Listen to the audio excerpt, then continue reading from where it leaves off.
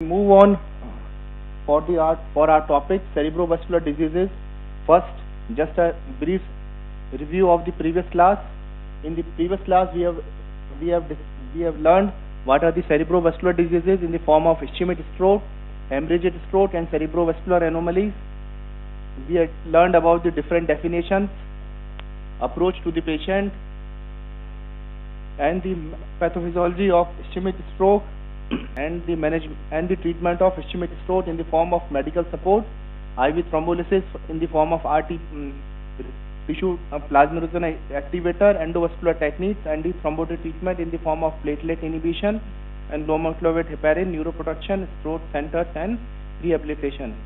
So we now come to the etiology. We move on for our next part, that is etiology. Although the initial management of acute ischemic stroke often does not depend upon the etiology, establishing a cause is essential in reducing the risk of recurrence. So this is the importance of finding the cause of ischemic stroke, because if we do not know the cause of the ischemic stroke, we cannot prevent the recurrences, and we have to focus on the atrial fibrillation and carotid atherosclerosis. Now, in the clinical examination, we should focus on the peripheral and cervical vascular system. We should do auscultation for the carotid arteries for the bruit, blood pressure measurement, and the blood pressure comparison between the arms. We have to auscultate for the heart for finding the arrhythmias or the murmurs. We have to look for the extremities for the evidence of peripheral emboli. We have to look for the retina. We have to of the retina for the effect of hypertension and cholesterol emboli. If the patient is having a hypertension and dyslipidemia, these patient may have the emboli in the retinal arteries, which is known as Holland-Cost plates. Now come to the different types of the ischemic stroke. First is the cardioembolic stroke. So there are different types of ischemic stroke. The first and the most important one is the cardioembolic stroke.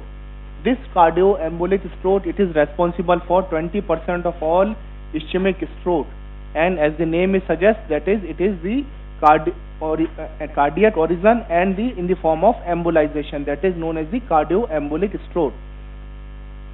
The stroke which is caused by the heart disease is primarily due to embolism of the thrombotic material which is forming on the arterial or the ventricular wall of the left heart walls.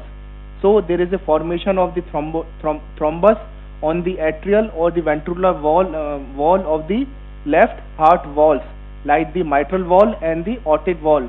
So there is a formation of thrombus, and there is a dislocation of a part of the thrombus, leading to the embolization to the cerebrovascular arteries. And if it leads to the major part of the thrombus, it leads to the stroke and TIA if this thrombus fragments or lies quickly. And what are the characteristics of cardioembolic stroke? That is, it is of sudden onset. There is a maximum neurological deficit at once, and petechial hemorrhages can occur within the ischemic territory, and emboli from the heart most often lodges in the middle cerebral artery, posterior cerebral artery, or one of their branches, or infrequently the anterior cerebral artery. So if the patient is having a cardioembolic stroke, it is most often goes to the either middle cerebral artery or the posterior cerebral artery, and occasionally into the anterior cerebral artery. And now come to the causes of cardioembolic stroke. There are different causes, but the most significant causes are: first is the non-rheumatic atrial fibrillation. The non-rheumatic atrial fibrillation, it is the most common cause of cerebral embolism, and the stroke risk can be calculated using the CHATS-2 score. There is a score which is calculated in the patients of atrial fibrillation, and we can calculate the stroke risks in these patients by this score. Here the C stands for the congestive heart failure, H stands for the hypertension, A stands for the age, that is more than 75, D stands for diabetes mellitus, S stands for the stroke.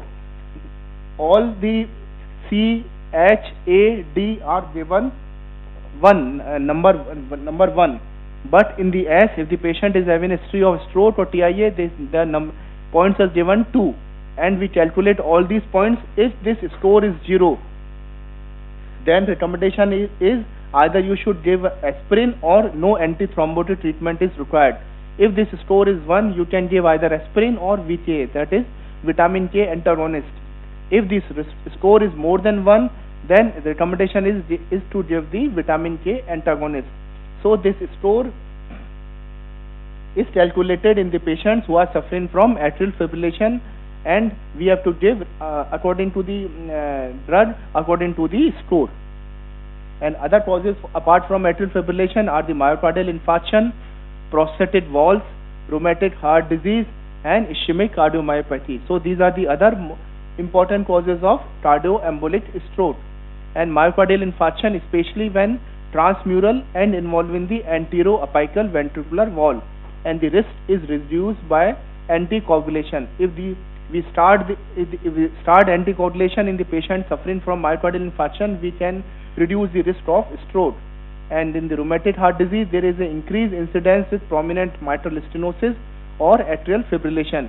If the patient is having the rheumatic heart disease, or he is suffering from mitral stenosis or the atrial fibrillation, the risk of stroke is increased. So we have to give appropriate prophylactic treatment. If the patient is suffering from cardioembolic stroke, we have to do the complete neurologic examination. It is done to localize the site of stroke. An imaging study of the brain is required for patients being considered from thrombolysis. This is required because whether we have to go for thrombolysis or not, for that we require the NCCT head. And a ECG may demonstrate the arrhythmias or reveal MI, that is myocardial infarction. So ECG may demonstrate either arrhythmias in the form of atrial fibrillation or MI. Or other tests are chest X-ray, urine analysis, CBC, blood sugar, serum lipid profile, ESR, serum electrolytes, creatinine, blood urea nitrogen, prothrombin time, activated partial thromboplastin time, and serology tests for syphilis. So these are the examination and imaging for the cardioembolic. There is a term which is known as paradoxical embolization. What means the paradoxical embolization? Usually the embolization occurs from the left side, because in the left side we have got the pure blood, and this pure blood goes into the aortic circulation through the arch of aorta. Paradoxical embolization occurs when the venous thrombi migrate to the arterial circulation. How the venous thrombi comes to the arterial circulation? From the right side to the left side by a patent foramen ovale or atrial septal defect. If the patient is having a foramen ovale or a atrial septal defect between the two atria, between the right atrium and the left atrium, this thrombus can goes from the right side to the left side, and it can lead to the paradoxical embolization. This paradoxical embolization is detected through bubble contrast echo. If we are suspecting the paradoxical embolization, this is the test of modality, that is the bubble contrast echo. And that bacterial endocarditis, if the patient is suffering from bacterial endocarditis, it can produce the valvular vegetations, which can give rise to the septic emboli. Mycotic aneurysms, which are caused by the septic emboli, can give rise to the subarachnoid hemorrhage or the intracerebral hemorrhage. Now, if it come to the next type of the ischemic stroke, that is the artery embolic stroke. In the previous, that was the cardioembolic stroke, and this is the another part of ischemic stroke, that is artery to artery embolic stroke. Thrombus form in the artery to artery embolic stroke. There is a thrombus formation on the atherosclerotic plates. This may embolize to intracranial arteries, producing the artery to artery embolic stroke. So there is a atherosclerotic plaque in the one artery, and the thrombus is formed on this atherosclerotic plaque, and it may embolize to the intracranial arteries, producing the artery to artery embolic stroke. And how it differentiates from the cardioembolic stroke? Unlike the myocardial vessels, the artery to artery embolism rather than local thrombosis is the dominant vascular mechanism causing the brain ischemia. Here usually the embolic phenomena is more prominent rather than the local thrombosis. And embolic sources are the diseased vessels in the aortic arch, common carotid arteries, internal carotid arteries, basilar arteries, vertebral arteries, and carotid bifurcation. So in these part of the arteries, embolization may occur to the intracranial arteries, and the most common source is the carotid bifurcation. And the types of artery to artery embolic stroke is, first is the carotid atherosclerosis. So there is a formation of atherosclerotic plaque in the carotid arteries. So atherosclerosis within the carotid artery occurs most frequently within the common carotid bifurcation and proximal internal carotid artery. Here the maximum chances of atherosclerotic plaque formation is there, either at the bifurcation of common carotid artery or at the proximal part of internal carotid artery. And the risk factors for carotid atherosclerosis are the male sex, older age, diabetes, smoking, hypertension and hypercholesterolemia. In these patients, there is more chances of developing carotid atherosclerosis. This carotid atherosclerosis produces 10% of the ischemic stroke. And here the classification, it is based on whether the stenosis is symptomatic or the asymptomatic. We can classify carotid atherosclerosis on the basis of whether the stenosis is symptomatic or asymptomatic and what is the degree of stenosis. And we label as symptomatic when the patient has experienced a stroke within the vascular distribution of the artery and it is associated with the greater risk of subsequent stroke. So either the patient is having symptoms or not, or what is the degree of stenosis. On that basis we can classify the carotid atherosclerosis. And other causes of artery to artery embolic stroke are, so the most common cause of the artery to artery embolic stroke is the carotid atherosclerosis, and other causes are intracranial atherosclerosis. The intracranial atherosclerosis produces stroke either through the embolic mechanism or by in situ thrombosis. So whenever there is a thrombus formation of the atherosclerotic plaque in the intracranial arteries, it can also produce the artery to artery embolic stroke either through the embolic mechanism or by in situ thrombosis. And it is common in the African, Americans and Asian persons. And apart from the carotid atherosclerosis, dissection. The aortic dissection is very important cause of also artery to artery embolic stroke. This dissection is common source in the young. Internal carotid, vertebral arteries or arteries beyond the circle of the Willis. These are the common parts where you can see the dissection. Characteristics are, it is painful and it precedes the stroke by hours or days, and causes of the dissection can be the connective tissue disorders like Ehlers-Danlos syndrome, Marfan disease, cystic medial necrosis, fibromuscular dysplasia and trauma. And the most of the dissections heal spontaneously, and stroke or TIA beyond 2 weeks are uncommon. And the treatment of dissection is, we start with the anticoagulation followed by the antiplatelet. This dissection can be the intracranial dissection or the extracranial dissection. The extracranial dissection usually does not produce hemorrhage because of the tough adventitia of the vessels, while the intracranial dissection may produce the subarachnoid hemorrhage because vessels are thin and may form the pseudoaneurysm. So this is the important difference between the extracranial dissection and intracranial dissection.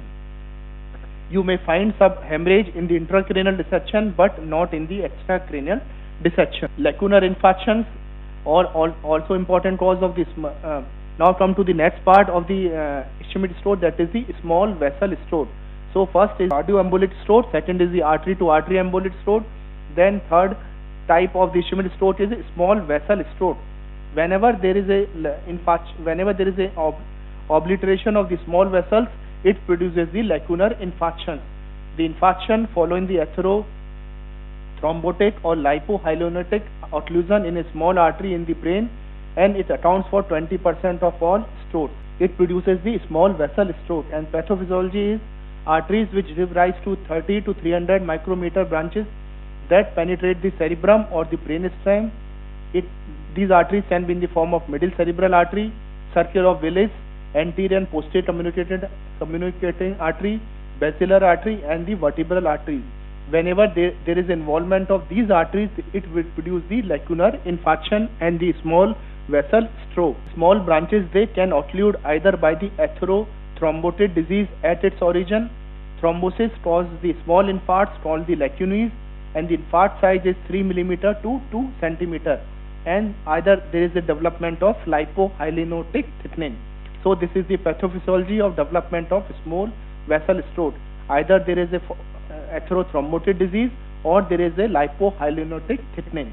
and the risk factors are the age and the hypertension. And clinical manifestations of the small vessel stroke are dependent upon the involvement of the lesion. So these are known as the lacunar syndromes. The lacunar syndromes can be the pure motor hemiparesis, and the patient develops pure motor hemiparesis when the lymphat is located in the posterior limb of the internal capsule or the basis pointis.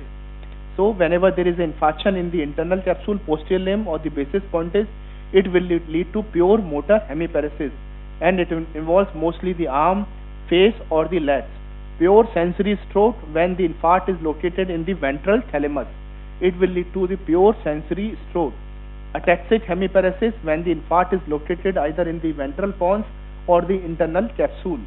Dysarthria and clumsy of the hand when the infarct is located in the ventral pons or the genu of the internal capsule. So according to the location of the infarct, the patient may present to you with different types of syndromes, which are known as the lacunar syndromes. And clinical manifestations of small vessel stroke, the patient will have the transient symptoms which may occur several times a day and last only a few minutes, and a large vessel source may manifest initially as a lacunar syndrome. So if the patient is having a large vessel stroke, initially it may present as a small vessel stroke followed by the large vessel stroke. And the secondary prevention is through the risk factor modification, and the principal risk factor is the hypertension, so we have to control the hypertension adequately. And these are some less common causes of stroke. We will discuss one by one in very short. First is the hypercoagulable disorders, venous sinus thrombosis, sickle cell anemia, fibromuscular dysplasia, temporal giant cell arteritis, necrotizing granulomatous arteritis, primary central nervous system vasculitis, drugs, Moya disease, reversible posterior leukoencephalopathy, leukoariosis or periventricular white matter disease, or CADASIL.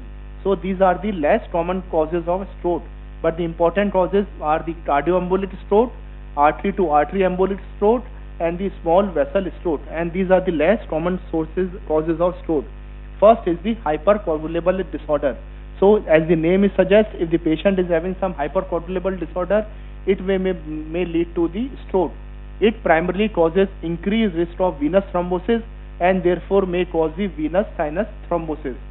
In hypercoagulable disorder, usually you will get the venous thrombosis rather than the arterial thrombosis, but certain hypercoagulable disorder can produce arterial thrombosis also, like the protein S deficiency or homocystinemia. SLE with Libman-Sack endocarditis, these can also lead to the stroke, and in these patients you require the long-term anticoagulation to prevent the further stroke. So hypercoagulable disorders. Venous sinus thrombosis. In the venous sinus thrombosis, the location is either lateral sinus or the sagittal sinus or the small cortical vessels, and this venous sinus thrombosis occurs as a complication of oral contraceptive use, pregnancy or the postpartum period, inflammatory bowel disease, intracranial infections, dehydration or thrombophilia. So these are the conditions in which you can get the venous sinus thrombosis, and this venous sinus thrombosis manifests as headache, focal neuralgic symptoms, and CT is normal unless there is a presence of hemorrhage, and there will be the signs of increased intracranial pressure or coma ingerita decrease. And the diagnosis is done either through MR or CT venography. So if you are suspecting the venous sinus thrombosis, you require the venography, and the treatment is IV heparin regardless of the intracranial hemorrhage, and vitamin K antagonist if without hypercoagulability, and anticoagulation is continued indefinitely if thrombophilia is diagnosed. So this is the venous sinus thrombosis. Sickle cell anemia, which is known as the SS disease, can also lead to the stroke, and particularly in children, and it is predicted by the high velocity of the blood flow within the middle cerebral artery using transcranial Doppler ultrasonography, and the treatment is aggressive exchange transfusion. Fibromuscular dysplasia also can affect the cervical arteries, and carotid or the vertebral artery shows multiple rings of segmental narrowing alternating with dilatation. And occlusion, it is usually incomplete, and it is more common in women, and it is often asymptomatic but may be associated with audible brew, TIA or stroke, This fibromuscular dysplasia may involve the renal arteries and producing the hypertension, and treatment is either in the form of anticoagulation or the antiplatelet. Temporal giant cell arteritis can also produce the stroke, and it is common in the elderly, with the temporal arteries undergoing subacute granulomatous inflammation with the giant cell. And this in temporal giant cell arteritis, you can find the blindness due to occlusion of posterior ciliary arteries, which can be prevented with the use of steroids, and it rarely causes the stroke because the internal carotid artery is not inflamed. And one term is the Takayasu arteritis. The Takayasu arteritis is known as the idiopathic giant cell arteritis, which involves the great vessels arising from the aortic arch, and it may produce the carotid or the vertebral thrombosis. Necrotizing or the granulomatous arteritis, it occurs alone or in association with generalized polyarteritis nodosa or granulomatosis with polyangiitis, which was known as initially Wagner's granulomatosis. The new name of Wagner's granulomatosis is granulomatosis with polyangiitis, and it involves the distal small branches of the main intracranial arteries, and it produces small ischemic effects on the brain, optic nerve, and the spinal cord. And if you do the CSF, you will get the pleocytosis or the increased protein level. Primary central nervous system vasculitis, it can also produce the stroke. It is a rare cause of stroke. It affects usually small or medium sized vessel, and there is without apparent systemic vasculitis. It can follow the postpartum period and are self-limited, and the differential diagnosis includes inflammatory and the non-inflammatory causes. Drugs can also produce the stroke like amphetamines or cocaine. They can produce the stroke by the acute hypertension or drug-induced vasculopathy. Other drugs like phenylpropanolamine, cocaine, meth, amphetamine, they are linked with intracranial hemorrhage. So these drugs can produce the ischemic stroke as well as the hemorrhagic stroke also. And Moyamoya disease is occlusive disease which involves the large intracranial arteries, especially the distal internal carotid artery, stem of the middle cerebral artery, and the anterior cerebral arteries. The lenticulostriate arteries, they develop rich collateral circulation around the occlusive lesion, which gives the puff of smoke impression. So in the MRI you will get the puff of smoke impression. This is characteristic of Moyamoya disease.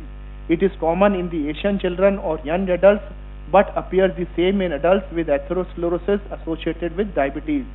And treatment of Moyamoya disease is anticoagulation is risky, and you have to go for surgical bypass of extracranial arteries, carotid arteries to the dura or middle cerebral arteries may prevent the stroke and the hemorrhage. One is the PRES, which is known as posterior reversible stroke, also known as the reversible posterior leukoencephalopathy, known as the PRES syndrome, posterior reversible encephalopathy syndrome.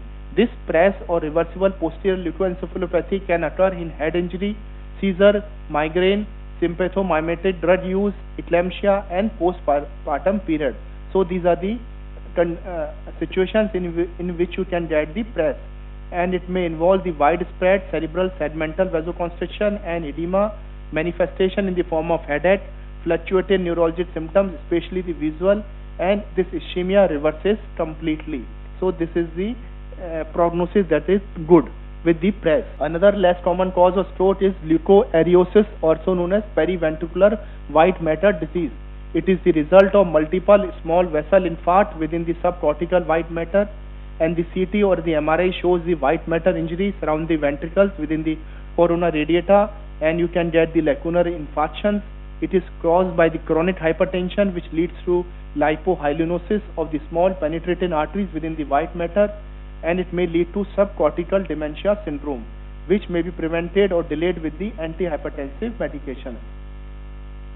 And last part of the stroke, or which is also less common, is CADASIL, that is the cerebral autosomal dominant arteriopathy with subcortical infarcts and leukoencephalopathy.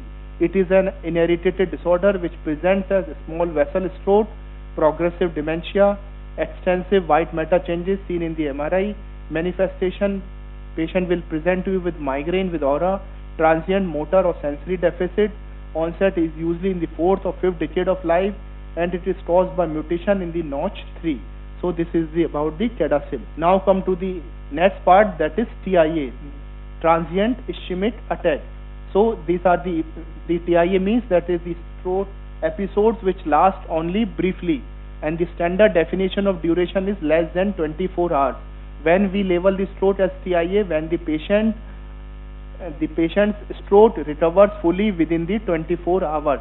But most of the TIAs, so the patient of TIA can manifest up to the 24 hours, but usually the TIAs last less than 1 hour and has got the similar causes as the ischemic stroke, and it may arise from an emboli to the brain or an in situ thrombosis.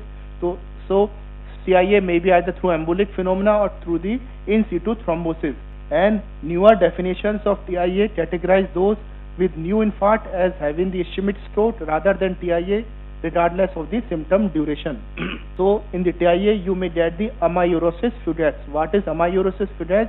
There is transient monoocular blindness which results from emboli to the central retinal artery of the one eye, and it indicates the carotid stenosis or local ophthalmic artery disease. And the risk of stroke after the TIA is 10 to 15% in the first 3 months, with most of the events occurring in the first 2 days. And the risk is estimated using the ABCD2 method. And the improvement characteristic of the TIA is contraindication to the thrombolysis. If you are suspecting that this patient may improve by own, then the patient does not require the thrombolysis. And general principles for the TIA, that is identification and the control of modifiable risk factors. It is the best strategy to reduce the burden of the stroke. And there are certain risk factors for prevention of the stroke and TIA, that is the atherosclerotic risk factors like older age, family history of thrombotic stroke, hypertension, tobacco smoking, abnormal blood cholesterol, prior stroke or TIA, cardiac conditions, oral contraceptives and hormone replacement therapy, hypercoagulable state, and the diabetes. So these are the risk factors which can lead to the stroke and TIA. And the treatment of the stroke and TIA is through antiplatelet agents. These antiplatelet agents, they inhibit the formation of intra-arterial platelet aggregates, and the most commonly used of antiplatelet agents is the aspirin. Other agents can also be used like clopidogrel, dipyridamole and ticlopidine. These are the antiplatelet agents which can be used for the primary and secondary prevention of stroke and TIA. Apart from the antiplatelet agents, we can use the anticoagulation therapy.